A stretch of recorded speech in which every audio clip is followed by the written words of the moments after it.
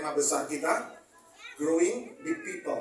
Yang dimaksud big people bukanlah orang yang badannya besar, saudara, bukan. Tetapi dimaksud adalah orang-orang yang punya dampak besar dalam hidupnya, orang-orang yang hebat, orang-orang yang memberikan pengaruh yang luar biasa. Dan itulah kehendak Tuhan bagi kita. Tuhan mau supaya kita menjadi big people, orang-orang besar, saudara. Nah, tema khotbah hari ini adalah Be a Qualified Builder. Yuk kita katakan sama-sama. 2, 3. Be a Qualified Builder. Saudaraku, setiap orang Kristen harus sadar bahwa kita ini sedang terlibat dalam proyek yang sangat besar dari Tuhan, yaitu pembangunan tubuh Kristus. Jadi dunia ini, saudara, tanpa kita lihat, saudara, ya, tanpa kita sadari, Allah sering bekerja. Ada proyek besar, yaitu pembangunan tubuh Kristus atau gereja. Nah, yang dimaksud gereja ini tentu bukan hanya sekedar gedung bangunan, tetapi dimaksud gereja di dalam Alkitab adalah orang-orangnya. Dan Tuhan sedang bekerja di hari-hari terakhir ini untuk menarik setiap orang percaya pada Yesus, untuk membuat mereka bertumbuh mengenal Tuhan dan membuat hidup mereka mengalami pertumbuhan. Dan itu adalah salah satu bagian menjadi tanggung jawab kita ketika kita menjadi orang Kristen, menjadi orang percaya, saudara. Dan Alkitab mengatakan ada 2 tugas penting yang ditunjukkan dalam Efesus 4 ayat ke-11 sampai dengan ke-12. Yuk kita akan baca sama-sama, ya. Efesus 4 ayat 11 sampai dengan 12. 2, 3. Dan ialah yang memberikan baik rasul-rasul maupun nabi-nabi, baik pemberita-pemberita Injil maupun gembala-gembala dan pengajar-pengajar. Perhatikan di sini, saudara, ini adalah kelompok pendeta, hamba Tuhan, rohaniawan, semuanya punya tugas yang penting. Ya, di situ dikatakan baik itu gembala, pemberita Injil, pengajar. Nah, lanjutkan ayat yang ke-12 dikatakan tugasnya apa, saudara? Hamba Tuhan, pastor, gembala, penginjil, tugasnya adalah, perhatikan ayat 11, untuk memperlengkapi orang-orang kudus bagi pekerjaan pelayanan. Sampai di sini dulu. Jadi tugasnya adalah untuk memperlengkapi, equip, mempersiapkan. Mempersiapkan siapa? Orang-orang kudus. Orang-orang kudus yang dimaksud di sini siapa, saudara? Siapa? Orang-orang kudus adalah saudara semua, setiap jemaat Tuhan. Dengar, saudara dikatakan orang-orang kudus. Katakan, saya orang kudus.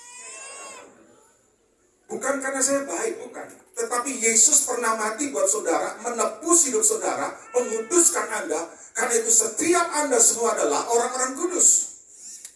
Dan tugas dari hamba Tuhan, gembala, pastor, dan sebagainya adalah memperlengkapi.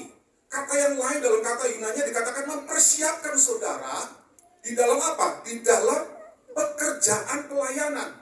Artinya, dengar baik-baik, saya sederhanakan. Tugas pendeta memperlengkapi, tugas jemaat melayani. Oke, katakan sama-sama. 2, 3. Tugas pendeta apa? Memperlengkapi. Tugas jemaat melayani. Jadi semua Anda harus terlibat di dalam pelayanan. Kenapa? Karena ini kehendak Tuhan bagi Anda.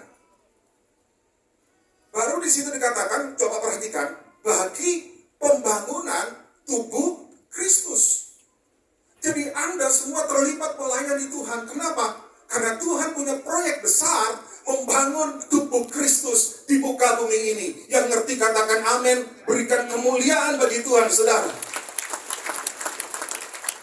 Oleh karena itu gak heran kenapa di NDC kita fokus kepada memperlengkapi. Saudara perhatikan, kita ada core di mana orang-orang hidupnya dipulihkan melalui core, dibangun kehidupan rohaninya. Ada kelas M, M1, 2, 3, 4. Terus ada apa lagi, saudara? Orang yang pacarannya diberesin. Ya, hidupnya dibereskan melalui apa? Pemulihan, melalui yang namanya RL, relationship level. Kemudian saudara ada kelas, ini baru batch pertama, yaitu servant godly leader. Bahwa ada orang-orang, saudara, dibangun hidupnya untuk menjadi pemimpin-pemimpin. Kenapa? Karena pemimpin itu adalah backbone di dalam keberhasilan seseorang. Kalau Anda tidak bisa memimpin hidupmu dengan baik, saudara akan sulit menjadi orang yang berhasil dan orang yang sukses. Oleh karena itu tugas gereja memperlengkapi equipment. Ada lagi, saudara, kelas strong merit community, komunitas, di mana orang-orang yang sudah menikah, pernikahannya dipulihkan, dibereskan. Dan ini tugas besar. Kenapa saudara? Karena tugas hamba Tuhan, gembala adalah growing big people. Menumbuhkan orang-orang menjadi hebat. Menumbuhkan orang-orang menjadi berkualitas. Kenapa? Karena setiap mereka punya potensi bagi kerajaan Allah, bagi pembangunan tubuh Kristus, saudara. Nah, ada satu poin yang tidak saya sampaikan, ini sangat penting, saudara. Begini, ya. Hidupku adalah pelayanan. Pelayanan adalah hidupku. Yuk kita katakan sama-sama. 2, 3. Hidupku adalah pelayanan. Pelayanan adalah hidupku. Artinya saudara tidak bisa memisahkan antara yang namanya hidup kita, pernikahan kita, bisnis kita, karir kita, pekerjaan kita dengan pelayanan. Kesalahan terbesar adalah banyak orang berpikir, oh urusan pelayanan hari Minggu.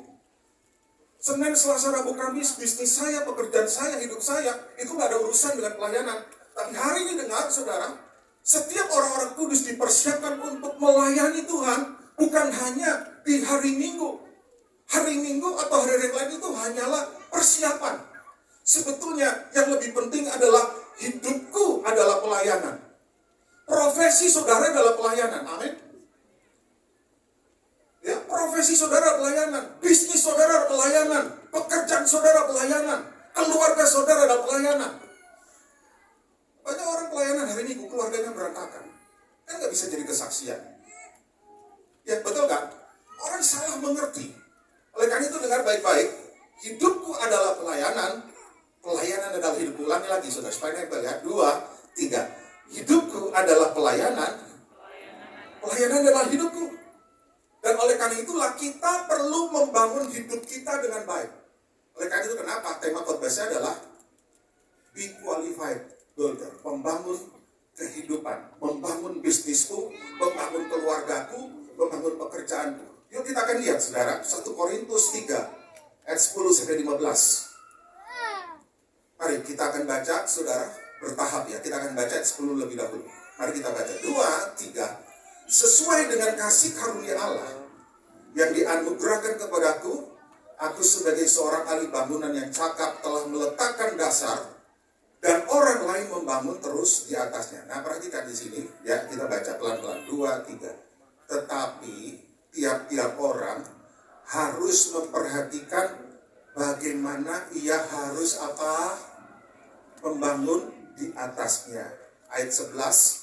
Karena tidak ada seorang pun yang dapat meletakkan dasar lain daripada dasar yang telah diletakkan, yaitu Yesus Kristus. Jadi sejak saudara percaya pada Yesus, hidup saudara punya fondasi, yaitu Yesus Kristus.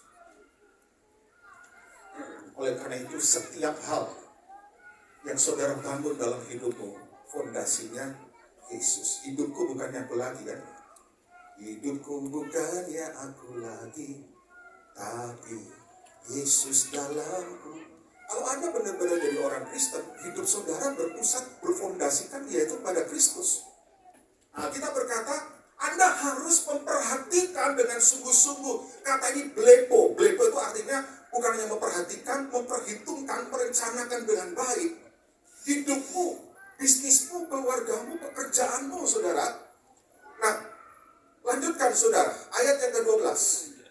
Mari kita akan baca 2, 3. Entahkah orang membangun di atas dasar ini dengan apa?